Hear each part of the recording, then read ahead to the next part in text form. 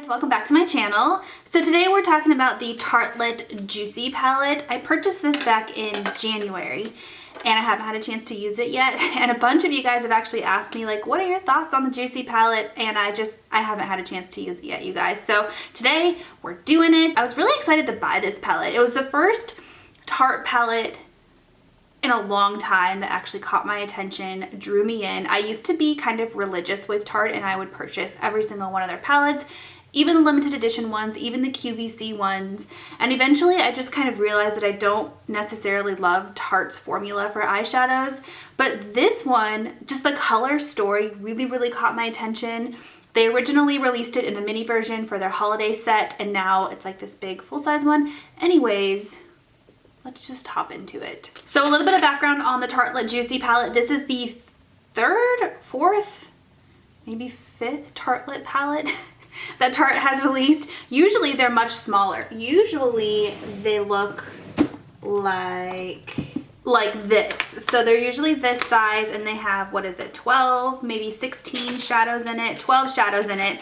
So I was shocked to see this Juicy palette in person and I saw how big it was. Pleasantly shocked, but I was like, oh, I wasn't expecting it to be that big. The packaging is really nice. It's the same, you know, hard plastic. It does leave behind fingerprints, so if you're somebody who doesn't like that kind of thing, then, you know, just be aware of that. And it doesn't have, oh no, it does have the vanilla scent. Okay, so it's just not as strong. So all of the Tartelette palettes have a vanilla scent to them. Nice big mirror here for you to use, and then 20 eyeshadows, which I think is crazy. That's a lot. It's like a lot, but it's nicely laid out and doesn't seem overly large, you know what I mean? So the reason why this palette originally attracted my attention is I'm really into like pinky colors, and there's a lot of those pinky beiges. This color specifically right here, right in the middle top row, really speaks to me. Like that is my favorite color. They had a color like that in the Tartelette in Bloom palette, which is right here. Yeah, right here. This color is very similar. This one might be a little bit more beige and the Juicy palette is a little bit more pink, but overall they're giving me the same vibes and I think they would look the same on your eyes. But there's a really good variety of mattes, shimmers, maybe there's some metallics in here. This one looks like it's kind of a glitter, not a shimmer, but a glitter. This one has like a sequin finish to it. And there's also just like, you have your neutrals, like your staple, just brown neutrals over here. You have some pinks. Like I feel like this is a 9 to 5 neutral girl's dream, but like she wants to kind of hop into pinks. That's what I get from this palette. I've also had a couple of you tell me that you really like the mattes in this palette, but you were unimpressed with the other finishes. So I'll have to make an opinion for myself, but I wanted to throw that out there. So we're gonna go ahead and get started with Wishful right here, which is the beige matte shadow, and I'm just gonna plop that all over my lid. I do have a primer on my lids. I always prime my eyes with the NARS Smudge Proof eyeshadow base, so that's what I have on there. But this just kind of sets everything and gets it all going. I definitely want to pull in lots of pinks in this look, so I think I'm just gonna dive right in and go into that color that I really like. It's called Rose, and I don't know how pigmented this is gonna be, so... Oh, nice, okay. I am noticing like a little bit of like dustiness, kickback, I don't know what you want to call it. Not a deal breaker, honestly, I don't care at all, but I know some people do. I'm gonna buff this out just a little bit. If you were a little bit hesitant to hop straight into the pinks right away, I feel like this color Happiness right here, which is another matte, would make a really good crease color or transition color. Blossom right here is a little bit lighter of a pink color. That would be a really good crease color too, assuming your skin tone is similar to mine. I definitely want to deepen that out a little bit, so I'm going to go into Petal, which seems to be slightly more peachy but a little bit deeper than Rose, like maybe in a different form of deepness. It's also matte. There's lots of mattes, which I personally enjoy because I tend to like lay the foundation of my eye look down with matte shadows, and then I'll go in with shimmers all over the lid as like the finishing touch. But for the most part, I use mattes. So far, all of these colors are blending really well. I don't feel like they're patchy or super powdery or anything like that. I'm getting no fallout underneath of my eyes, which is great. And I am getting that slight like whiff of vanilla, which is nice. Okay, to deepen that up a little bit more, and if you're using this at home, you do not have to take all of these steps. I'm just trying really hard to use as many shadows as I can for the purpose of this video, but like if I was just sitting at my vanity day to day, I would probably use 2 or 3 of these shadows a day, like a matte color in the crease, maybe a deepening color on the outer V, and then like a shimmer color all over, and that's probably where I would stop. But I'm just layering it, you know, for the purpose of this video. So Wildflower is the first, we'll call it shimmer, maybe metallic, that I'm gonna use. So I'm just gonna kind of focus this mostly on this outer 1/3 portion of my eyelid, because it is a deeper color. I would call it like a taupey pink if I had to describe it. I definitely feel like that color is not as pigmented as some of the mattes. I mean, yeah, I mean, it could be my skin tone in general, but I feel like, I mean, there's definitely a sheen to it, but I'm gonna just swatch it in comparison to Petal. Ooh, Petal even feels softer in the pan. Okay, so it could be the color selection, it could be my skin tone. There is pigment, I mean, it's swatched well, but I just feel like it didn't show up on my eyelids very well. Since that color was slightly disappointing, I'm gonna go into another shimmer. Let's go into Orchid, which is this like fuchsia. There is sparkle in it. There's like silver flecks of glitter. I wouldn't call it a glitter. I would definitely just call it like a shimmer. That one's giving me some more color. Can you guys tell the difference between this eye and that eye? I mean, it is very slight. I can see why people are disappointed with the glitters and the shimmers in this palette, because they don't really pack a punch. Okay, I'm gonna go in with Luscious. I was torn between Luscious and Euphoric. Euphoric is the darkest matte brown in the palette, and then Luscious is like, it has that sequin finish, so there's like little teeny flecks, but that's not going to show up on your eyes at all. I don't know why eyeshadows have finishes like that, because you're not going to see that on your eyes at all. I wonder if it's more of like a formulation thing, you know, to make it more spreadable. I don't know.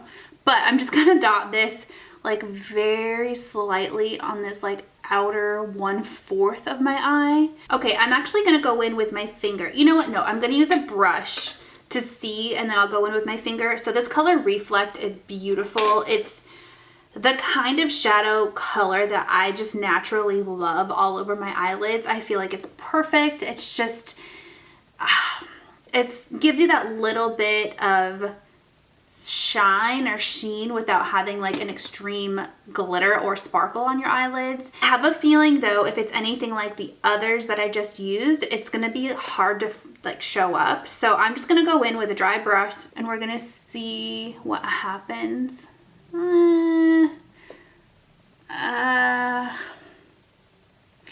It's there. I think that would work for probably most days if you didn't need a whole lot, but it's not wowing me like that. I had a feeling that was gonna happen, so I'm gonna wet my brush, try again, and then we'll use our finger. Usually, in this instance, your finger will probably be the best bet. Yes, wet brush, wow. You see the difference that made? Much more punch with that wet brush. Holy moly. Okay. I'm not going to go in with my finger. I'm going to go in with my finger on the other eye just so we can see like a difference, but that wet brush made a huge difference. Yeah, even finger is kind of lackluster, but that wet, see how like, wow. Okay, even in camera, it's very apparent. You know what? Just because I did lose a lot of that outer coloring when I did that, I'm going to wet a different brush and go back into Orchid, which is the pink kind of fuchsia, and see if that makes a difference with that color too. Yeah, it definitely does. Okay, well, if you have like a MAC Fix Plus or even just like a squirt bottle near your vanity or wherever you do your makeup, I can definitely say that having wet brushes makes a huge difference with these shimmer shadows. I'm also really curious about Water Lily, which is this like slightly, it reminds me a lot of MAC Nylon, where it's just like a slight sheen. So it's the same color as Wishful, which is right below here, but it has like a sheen to it. This is a really good color to use. Yeah, See how pretty that is? If you want like that ethereal glow, you can put it like right here. You know what? I'll do it. Why not? Let's just do it right on your tear duct area, and it can kind of widen your eyes. It would also make a really good brow bone highlight.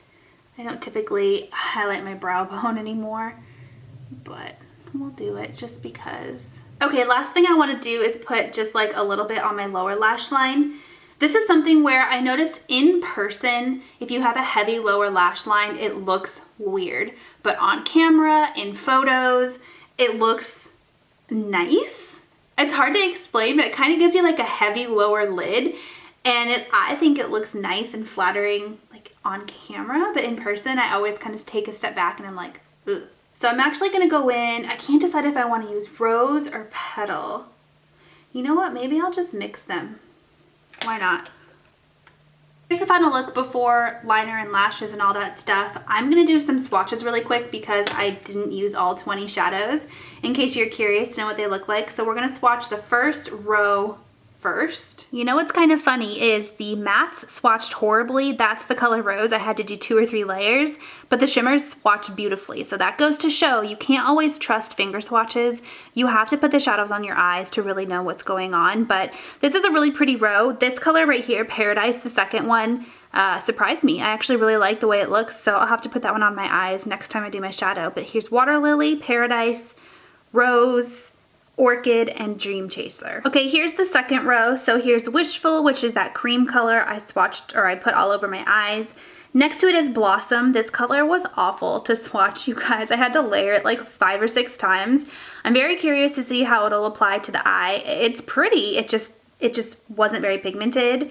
Wildflower swatches great. It looks so pretty finger swatched, but that's the one I had a lot of trouble with getting on my eye initially.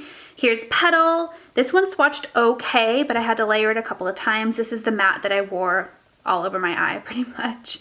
And then Luscious is the last one. This is the matte with the sequin finish. As you can see, you can't really even see the sequin finish there, but it's a really pretty brown. Okay, here is the third row. So the first color is Inspiring. That actually was probably the best matte I've swatched so far. Really pigmented, really pretty and smooth just on the first go. Next to it is Shine. I'm not a huge fan, oops, sorry, this one right here. I'm not a huge fan of gold shadows, but this one, when I swatched it, it's more of like a copper gold. It's pretty. I don't see myself really using that shadow very much, but I was impressed when it swatched. That's just one finger swatch. Next to it is Fresh Start. This was a good matte too. It wasn't quite as good as Inspiring, but it did swatch pretty well. You can see it kind of patched out a little bit there, but it was really pigmented. This was just one swipe.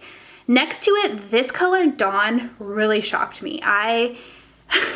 So this is probably the only, what I would say, glitter in the palette. It was really, really pretty. This is one swipe, and when I put it on my arm, I was like, wow, that is really, really pretty. I could totally see myself wearing this all over my eyelid. I think this would make a really pretty bridal color. It's just that smoky, but more naturally smoky. It's really, really pretty. And then next to it is Charmed. This one didn't swatch very well. It's a really pretty kind of neutral, I wouldn't say taupey matte brown, but neutral matte brown. This would make a really good outer V if you're going for a more natural look. Okay, last row here. So the first one is that beautiful color Reflect that's all over my eyelids. I really like this one. Again, probably one of my favorites in the palette. And now that I've swatched them all, this one and Dawn, and I think Paradise. I don't know. The shimmers, I love them. It's just they're a little bit harder to work with, but that one is so pretty. Next to it is probably the worst color shadow. Not just color, but the worst shadow in the entire palette. I had to swatch this probably 10 times, and it's so faintly pigmented. I don't know how this is going to work on the eyes. I really don't. So it's the color Happiness. I think I mixed that in with my crease color, if I remember correctly. It's the only taupey beigey brown in the palette. It's matte, but it just, whew, it was hard to work with. Next to it is the color Dusk.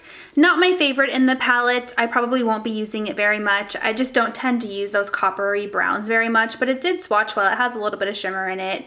And then these are the last two mattes of the palette. They look a lot more similar swatch than they do in the pan. In the pan, they look drastically different.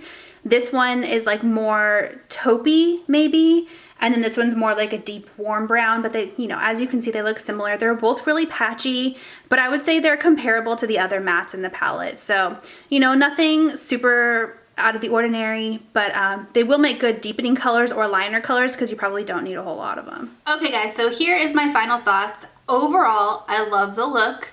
I think the palette is super cute. I think it's affordable. I think you get a lot of bang for your buck. You get 20 shadows for $45, which is a really great deal. I love the color story. I think you can get a variety of soft, neutral looks with this palette. You got your pinks, you got your browns. I think this is your everyday makeup wear's, you know, dream palette. If I could make a palette of my own, this is probably similar to the color scheme that I would create on my own. I love it so much. I think it would make a good bridal palette. It would make a good prom palette. It would just a good spring palette. Like overall, I'm just loving everything about this palette. It's very similar to the Tartelette in Bloom, which is my favorite Tartelette palette thus far. It gives me very similar vibes. This one's a little bit deeper. This is more of like a softer, wider version of the Tartelette in Bloom. But I do think that there could stand to be some improvements with the overall quality of the shadows. It's not going to be your foolproof palette like a Natasha Denona. I feel like anybody can go into a Natasha Denona palette and get a really good look, whereas this one you might have to work a little bit, whether it be with a wet brush or more blending or things like that. But you know what? If that's the trade-off you have to make for a more affordable palette, then that's the trade-off you have to make. So would I recommend it? Yes. Am I keeping it? Absolutely. Will I use it quite a bit? Oh, I'm sure. This is going to be probably the first palette I reach for a while, especially because we are transitioning into springtime right now. So you know what? Go for it. If you're somebody who likes shades like this, then absolutely go for it. So those are my thoughts on the Juicy palette. I hope that you guys enjoyed watching this video, and I'll talk to you next time. Mwah.